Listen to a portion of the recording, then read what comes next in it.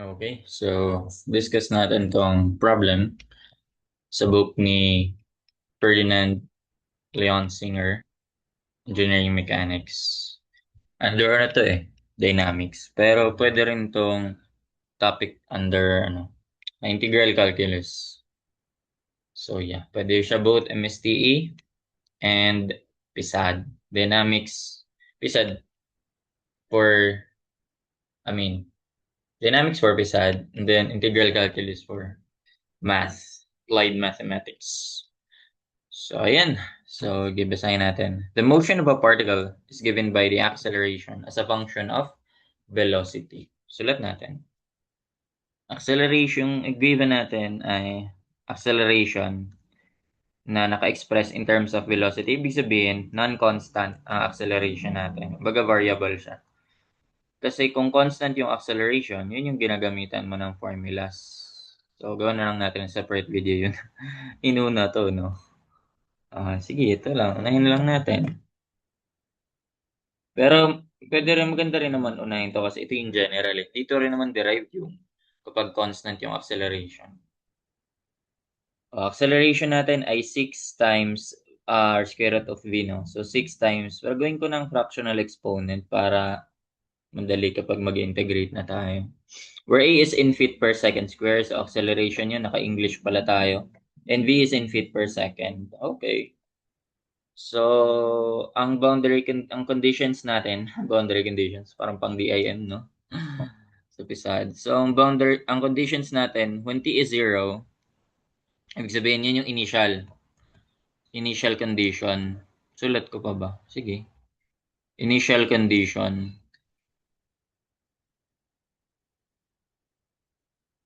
Ayan. So, baga, when t is equal to 0, so, when t equals 0, so, may distance ka na 6 feet.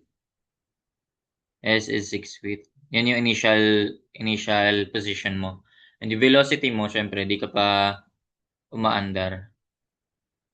Velocity is 0. Find the relations between velocity and time, distance and position and time, and yung velocity and position. Magandang tanong.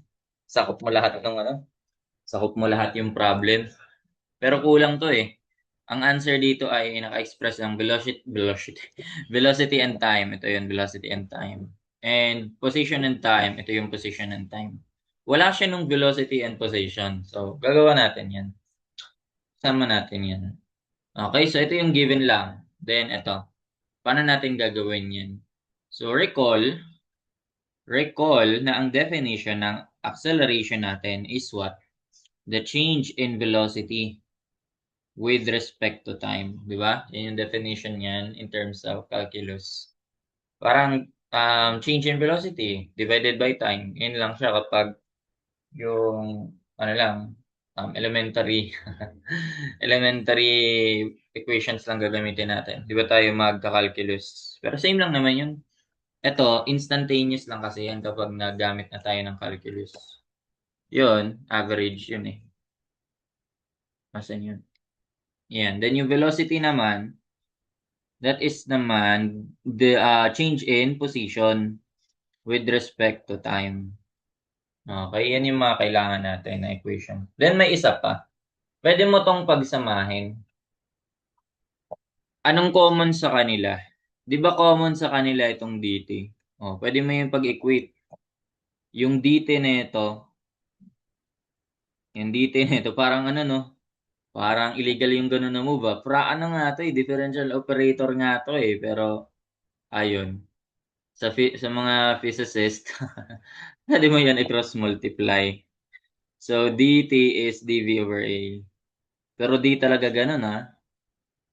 Ganun. Tapos yung dt naman is ds over v. Di talaga siya ganun nag-work kasi nga differential operator yan. Magkasama talaga yan. Para lang mas madali i-express. So, itong mangyari, dv over a is equal to, ayan, dt equals dt, di ba? So, dv over a equals ds over a. Nangyari. Mali pala ako. ds over v. Ba't nagdalawa yung a? dt is ds over v. So, ayun, ds over v. So, cross multiply, and ADS equals VDV. O, yan yung isa pang formula natin. Okay, so ADS, CBN. ADS equals VDV. Ayan yung mga formula natin. Napakita ko naman yung derivation, no? Tanggalin ko na sila. Yung tatlong yan yung mga equation gagamitin natin. Differential equation. Ano na pala to? Differential equation na pala to. Kasi magde-differentiate ka ba? Parang hindi naman. Hindi pala. Integrate ka lang dito. So, purely integral lang pala to. Ganyan, yun lang yung kailanganin natin. Now, saan mo to magagamit? Tignan mo, sa tatlong yan. Meron ka acceleration, meron kang velocity. Sandan yung may acceleration and velocity na yun lang, tsaka time. Kasi kailangan mo ay no, puro time mo. Ito lang yung wala, no? So, obviously, ito lang yung walang time. So, para makuha mo to, ito yung gagamitin mo. Pero para sa mga kailangan din ng time, ito yung may mga dt. So, kung meron kang acceleration and velocity, dun ka sa equation or differential equation tawag natin dito na may acceleration and velocity as a variable. So, ayun. So, pwede natin, ito gagamitin natin dyan. So, paano yan? Palitan lang natin yung A ng 6b raised to 1 half. So, 6b raised to 1 half. Differential equation na nga to. 6b raised to 1 half. Ito na pala yun. Then dv over dt. So, ayan, by separation of variables, yung dt. Yung mga may v pagsamahin. Ayan, separation of variables to.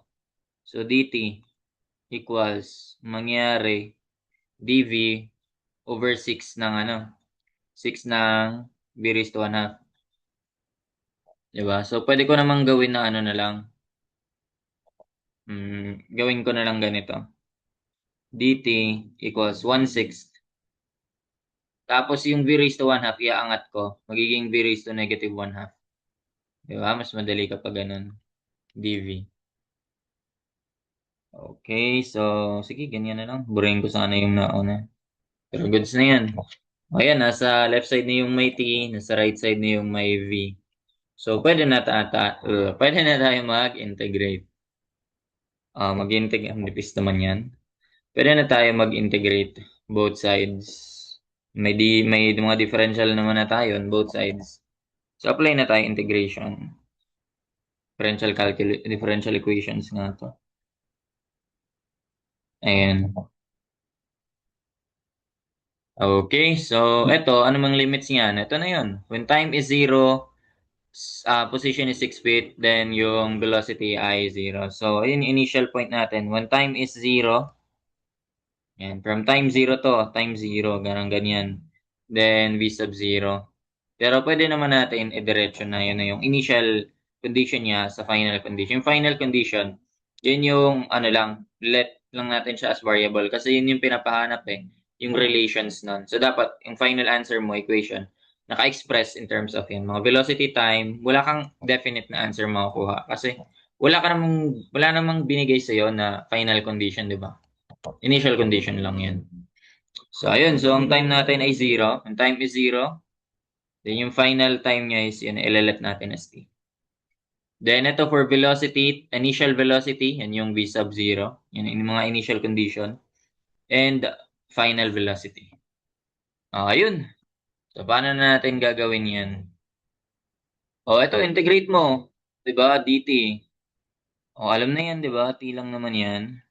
Tapos, i-evaluate mo yan. Sige, gawin natin. Evaluate mo yan from 0 to t. Pero, ginagawa ko siya ganito Para parang, siya, 0 to t. Evaluate mo yan from 0 to t. Or buong ganito. Pwede yung half na lang Sige, ganyan na lang. Goods na yan. Yung isa, 1/6, pwede mo na i-factor out yan. Constant yan Tapos ito, paano mo yan pag in-integrate? Diba, that will be raised to negative 1 half plus 1 half. Negative 1 half plus 1. Magiging 1 half. Then divided by, kopya lang yung exponent. So, di na tayo magpa-plus dito kasi definite integral na gamit natin eh, no? So, ito ay lalagyan natin ng limits from 0 to Vren.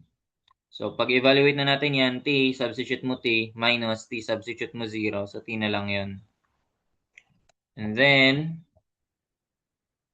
equal na siya dito. Kung ano mang value. Ito 1 half, 1 over 1 half, 2 yan, di ba? 1 divided by 1 half, 2. 2 times 1, 6. Magiging 1/3 to. Tapos, v raised to 1 half na siya. O, yan na yun. Diba? So, ang madalas kasi ginagamit natin na velocity equals something tayo. Hindi time equals velocity. So, modify natin kaunti. So, cross multiply 3t is equal to v raised to 1 half. Para ma-eliminate yung 1 half, you have to apply square on both sides. So, nangyari sa isang side. Pero sulat ko na sa right, left side yung v. V raised to 1 half squared, simply v. And then 3t squared, 3t, naka-raise to 2. 3 times 3, 9.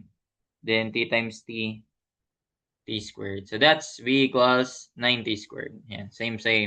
Yan na yun. Yan na yung isang expression. Na-express na natin sa velocity in terms of time. Okay, so ano yung susunod natin? Ang susunod na gagawin natin is time and ano naman tayo. We're done with this, velocity and time. Ito naman, position and time. Now, ano yung pwede natin magamit dyan? Ito, di ba kasi yung velocity, may value ka na eh. O pwede mo yung palitan. Eh di may position and time ka na. Yung velocity mo naka in terms of time. So, ang variable mo na lang ay position and time. Di ba? So, this is 90 squared.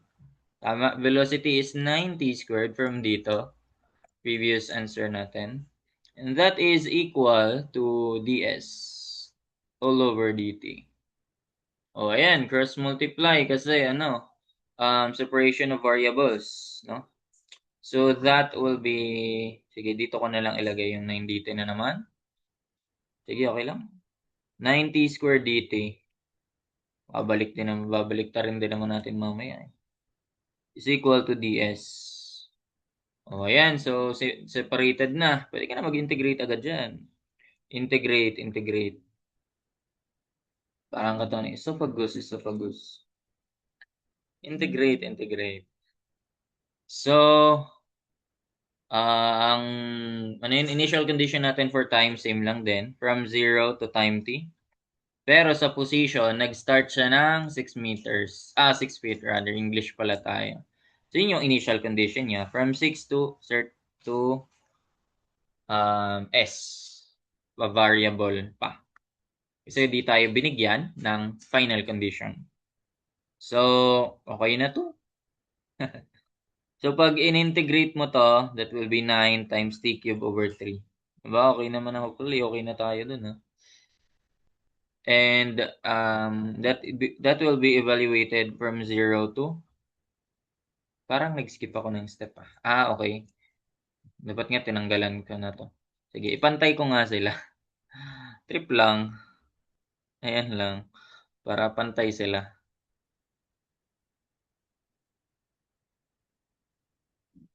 Ayan. Trip lang. So, from 0 to t. That is equal to ito. From S, evaluate mo yan. So, that is, kung kanina t minus 0, ngayon S minus 6 na to. Ganun. Actually, sabay nga natin. S, lagay muna pala natin yung value, no? Na atat. S, 6 to S. Okay, simplify natin to. That will be 3t squared na lang naman to. 9 divided by 3. 3t cube pala. 3t cube. Minus 3 times 0 cube. So, 0 lang din naman yun. That is equal to S minus 6. And ayan na. Papalabas na natin yung S. As a function of time, lipat yan doon. 3t cube plus 6. Ganun. Alright. Alright. Then lastly, find the relations between velocity and position. S for position ha, baka masabi mong speed. Position ginagamit dito, S. Ang V speed ginagamit natin is ano eh, ang ang speed imbes na speed, yung with direction yung ginagamit natin which is the velocity. So, ang speed kasi that is scalar quantity. Walang direction. Vector quantity yung velocity. So, ayan. So, ang ginakanap natin ay velocity and position. So, meron ka ito naman. Velocity dv. Oh, tas position. Eh, yung a, di ba, pwede mo siya ma-express in terms of, ayan, v ulit. Yung original equation. Oh, ayan, gagamitin natin yan.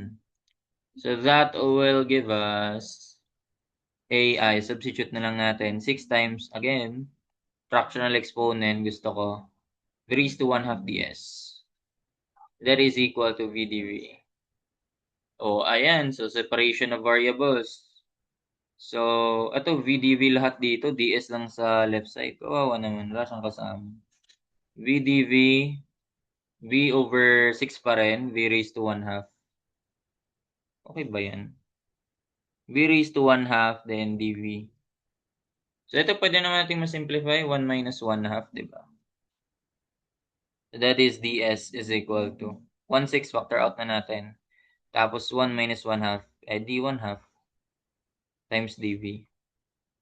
Oh, yan. So, pwede na nating integrate. Dito ko nga rin siya ibaba. Pwede na natin i-integrate. The integral, pero pwede ko yung i-transfer na, di ba? Factor out ko na tong 1/6. Lalabas ko siya. Lalabas ko siya sa integral sign. So, ayan. Whoops na ba yan? So, pag integrate natin to, same ng limits. Ang position ay from 6 to s. And ang velocity ay from 0 to v. Ayun. So, ds. Integrate natin yan. S lang yan. Diba? From 6 to s.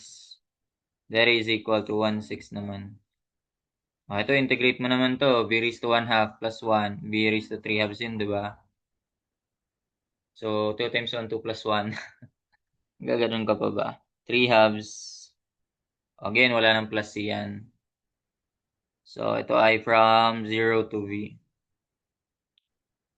So, simplifying, s minus 6 na lang to. Ulit. And ditong isa ay magiging 1 over 2/3. 1 over ano kasi yun eh.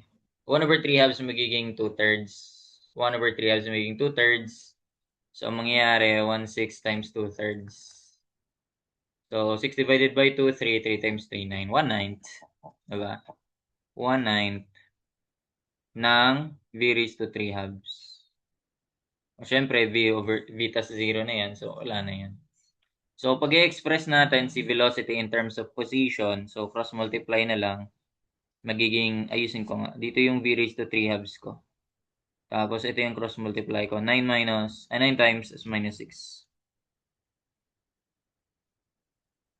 Ayan. Then, para ma-solve na natin yung v in terms of s, kung raised to 3/2 yan, raised to 2/3 ka tong both sides. Masimplify mo ba yung 9 doon? Or okay na yan? Goods na yan. Yun na ata yun. V raised to 3/2, raised to 2/3. So, v na lang yan. That is equal to. Wala to, di ba? Kasi 9 square root of 9 ay, cube. Walang cube root ang 9, di ba? Oh, wala. Or 9 squared 81. Wala ring cube root ang 81. Tama ba? Or hindi perfect cube ang 81. Cube root nga ni. Cube root 81. Di ba? Ang pangit. So, okay na yan. Nakapangit no? 9 times s minus 6 raised to. Goods na yan, yung 2/3. Again, siya simplify. And that is our final answer. Wala siya sa answer key. Okay, so that's it for this problem. Hope you learned something. Thank you.